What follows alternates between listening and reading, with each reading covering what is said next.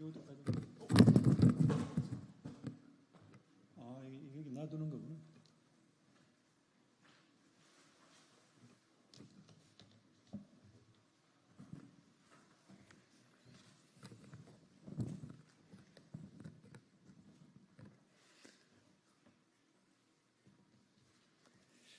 네, 더불어민주당 수석대변인 이해식입니다. 오늘 오후 브리핑 하도록 하겠습니다. 세관 마약 수사 외압 의혹, 경찰을 비롯한 관련 기관은 스스로 진상을 밝혀야 합니다. 경찰이 수백억 원 상당의 마약 밀반입 범죄를 수사하는 과정에서 드러난 대통령실 외압 정황이 갈수록 명확해지고 있습니다. 지난 7월 29일 조지호 경찰청장 후보자 인사청문회에서 증인으로 출석한 조병로 경무관은 백혜룡 영등포소 수사과장에게 용산에서 또 연락이 왔나요? 라고 물어본 적 있느냐는 양부남 의원의 신문에 그런 말 한 적 없다고 부인한 바 있습니다.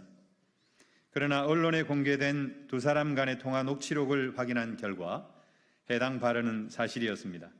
조병로 경무관은 명백하게 위증을 한 것입니다. 경찰 지휘부의 태도도 불신을 자초하고 있습니다. 양부남 의원실이 입수한 감찰 결과 및 징계 요구 요지에 따르면 경찰은 감찰 결과 조 경무관의 행위를 외압이 아닌 단순 문의라고 판단하여 경징계를 요구하였고 중앙징계위원회는 불문 처리했습니다. 겉으로는 경찰청장이 경로하고 중징계를 지시했다지만 실제로는 약속 대련으로 외압을 은폐하고 조 경무관을 봐준 것으로밖에 판단할 수 없습니다. 인천 세관 마약 사건의 해당 기관인 관세청의 입장도 가관입니다. 세관 직원이 연루된 마약 수사가 진행되자 관세청 직원들이 경찰서로 찾아와 기자 브리핑 연기를 요구했습니다.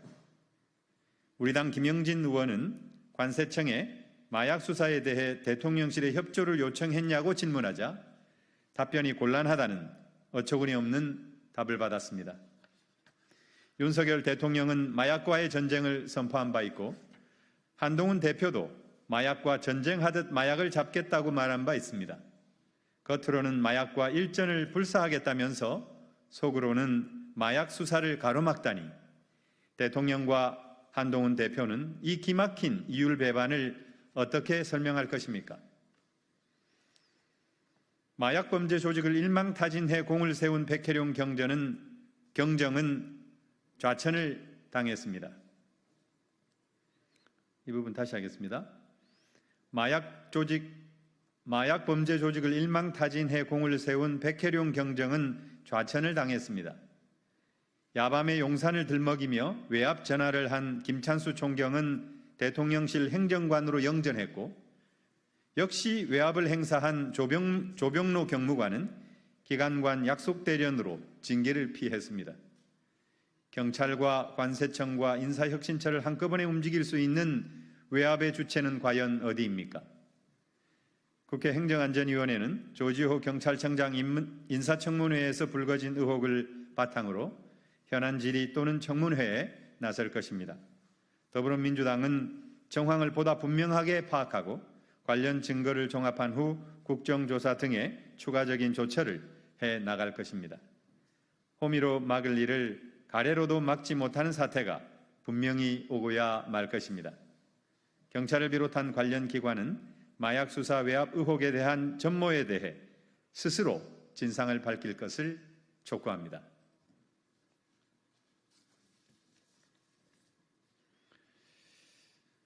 주식시장 폭락에도 윤석열 대통령은 휴가지를 지키고 있을 것인지 대답하십시오.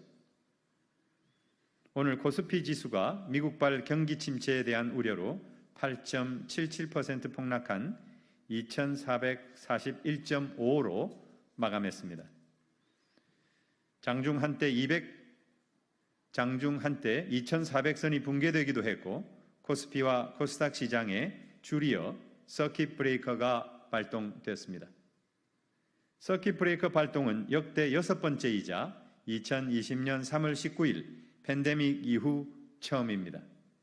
낙폭도 일본을 제외하고 주요 국가 중 가장 컸다고 합니다.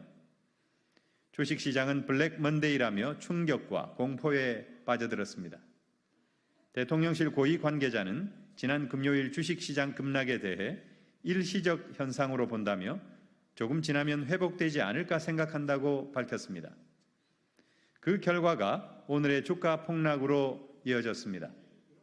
대통령실은 아직도 금방 회복될 것이라며 안일한 인식을 보이고 있는지 답하십시오. 더욱이 이 같은 국가적 위기 상황에서 윤석열 대통령은 무책임하게 휴가지에 있습니다. 대한민국 정부의 수장인 대통령이 이렇게 무책임해도 되는 것입니까? 윤석열 대통령은 경제는 대통령이 살리는 게 아니다라는 신념으로 경제를 멀리하고 있는 것입니까? 무능과 무책임의 끝을 보여주는 대통령의 모습에 분노를 금할 수 없습니다. 당장 대통령 휴가에서 복귀해서 비상경제회의를 소집하고 증시 폭락을 막기 위한 컨틴전시 플랜을 직접 챙겨서 민생을 보듬기 바랍니다.